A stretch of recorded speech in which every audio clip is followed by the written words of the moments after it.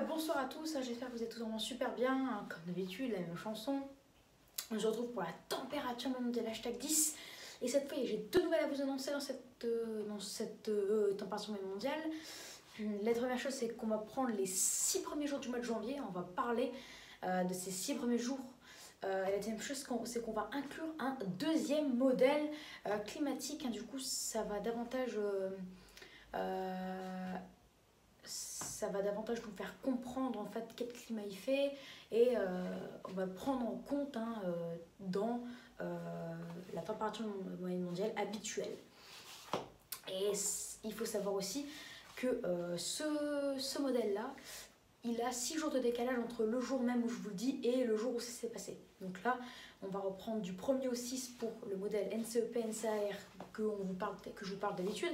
Et là, en fait, ce modèle s'appelle EAR5 et on va parler de ce modèle, de la température moyenne mondiale qui a été faite par ce modèle du 1er au 3 janvier. Voilà. Donc c'est encore 3 jours de retard par rapport au modèle qui a lui-même 3 jours de retard par rapport à ce que je vous dis.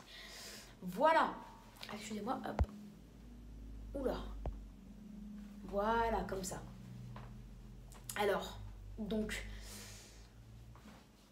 il n'y a rien qui a vraiment changé. Les températures ont varié entre plus 0,18. Hein. Là, je parle pour NCEP, NCAR. Entre plus 0,18 et plus 0,16. Enfin, si on veut dire dans l'ordre croissant, on dira de plus 0,16 à plus 0,18. On n'atteint pas les plus 0,2, donc on ne peut pas dire qu'on est vraiment bien au-dessus des normes.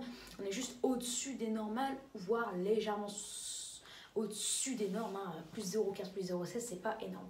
Donc voilà, ça variait de plus 0,16 à plus 0,8, plutôt plus 0,18, enfin plus 0,18, hein, pas plus 0,8. De plus 0,18 en début de mois du 1er au 3 et plus 0,8 et plus 0,16 pardon, excusez-moi, du 1er, enfin veuillez m'excuser, du 1er au 6, du 3 au 6 pardon. Bon, on va reprendre. On était plutôt à plus 0,18 d'après le modèle NCEP-NCAR du 1er au 3 janvier, et là on a un excédent plutôt de plus 0,16 du 4 au 6 janvier. Donc là ça a même un petit peu baissé et on se rapproche davantage des normes. Hein, c'est pas non plus exceptionnel. Et en plus, une petite parenthèse, je tiens à vous dire qu'avec ce grand froid qui est en Espagne et ces températures largement sous les normes, vers le 15 janvier, vers le 15 janvier, on pourra voir que le 12 janvier, en Espagne, on a une anomalie très très froide qui va faire chuter la température mondiale, et on pourrait se rapprocher des plus 0,1, voire des plus 0 vers le 12, vers le 13 ou le 15 janvier. Alors vous allez me dire, mais si il y a une période si il fait très froid là-bas, il fera très doux ici, ça va compenser. Pas forcément, parce que... Pas forcément, voilà, pas forcément. Je ne vais pas rentrer dans les détails parce que j'ai beaucoup de choses à dire. Donc voilà, et il y a le modèle aussi EAR5, pardon, à prendre en compte, hein, lui aussi. Et c'est pour ça que c'est un nouveau modèle qu'on prendra en compte tout le temps, dans toutes les températures moyennes mondiales. Et lui, il indique une anomalie toujours plus douce, hein, que NCEP-NCAR, vers les plus 0,3. Il était plutôt à plus 0,37, enfin plus 0,35, plus 0,4 en début de mois, et là ça a un petit peu baissé à plus 0,3. Alors oui, il dit des températures de l'ordre de plus 0,15 à plus 0,2 que ce que le modèle NCEP-NCAR dit. Mais je vous rappelle que lui, c'est le modèle à chaque fois sur les 6 modèles, parce qu'il y en a 6, mais on n'en prend que 2, parce que les 4 autres, on n'a pas de bilan journalier. Donc en fait, ce modèle-là, c'est en règle générale pour tous les mois le modèle qui dit la température moyenne mondiale la plus haute.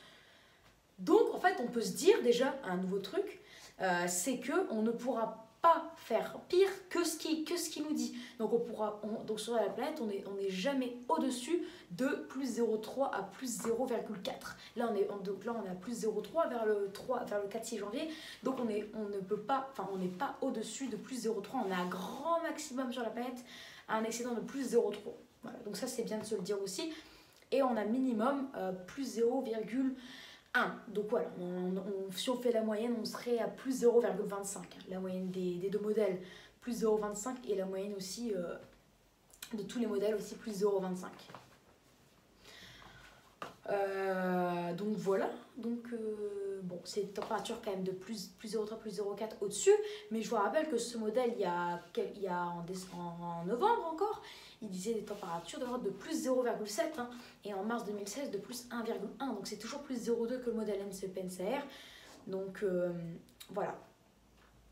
Température au-dessus des normes, mais sans de trop gros excès, surtout que la Niña est présente. Hein, et avec l'anomalie très froide en Espagne, qui s'est passée aujourd'hui, hier et aussi la semaine prochaine, hein, bah on verra 3 jours après, donc aujourd'hui, là où je vous parle, donc ça fera le 12 janvier, bah les températures mondiales de NCEP, NCAR et aussi EAR5 auront chuté à plus 0,1 et donc pour EAR5 à plus 0,3, plus 0,2 peut-être même.